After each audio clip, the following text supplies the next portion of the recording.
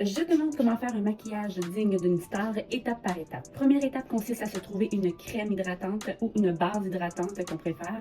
J'utilise la Zo Skin Heals, la Grow Factor en effet gel, donc comme celle-ci, que je vais appliquer sur l'ensemble de mon visage. Je l'adore parce qu'elle a un effet très gel.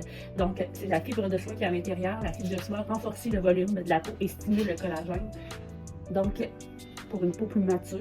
Deuxième étape, on va aller poudrer le visage au complet. Donc, souvent les gens vont dire, oh, je peux pas poudrer, j'ai pas une tendance à peau grasse, j'ai pas une peau à tendance à avoir du sébum. On y va de Charlotte Tilbury, donc c'est une de mes préférées. J'ai pris la translucide, donc c'est celle que je préfère. Elle a de l'hydratation à l'intérieur et elle a quand même un goût.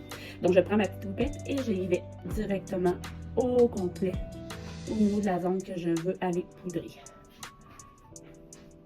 Si tu veux travailler sur un effet poudre, tu peux aussi aller juste dans ta zone de thé.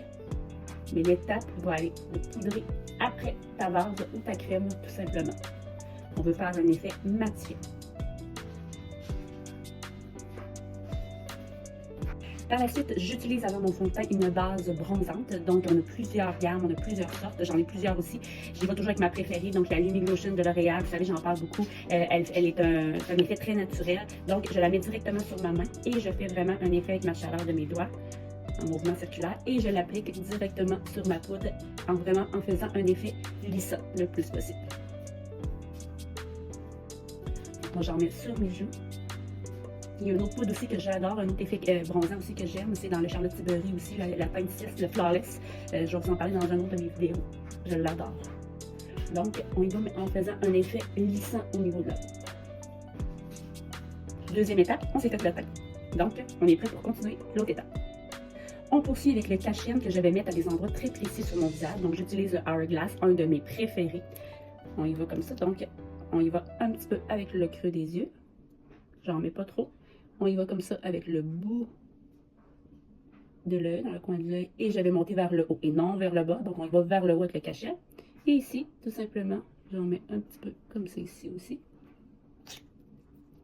Et je vais prendre un Beauty Blender.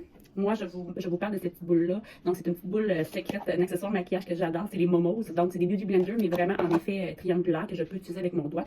J'utilise ma base Rhode, donc hydratante, que je vais mettre sur mon Momos. Toujours hydraté, un Beauty Blender. Et je vais travailler comme ça. Avec des mouvements. Et je vais vers le haut. Dans une prochaine vidéo aussi, je vais vous montrer plusieurs sortes de cache-yen que j'adore chez Sephora. Donc, on va pouvoir regarder tout ça ensemble. Et je m'en vais vers le haut et jamais vers le bas pour vraiment donner un effet illuminateur vers le haut.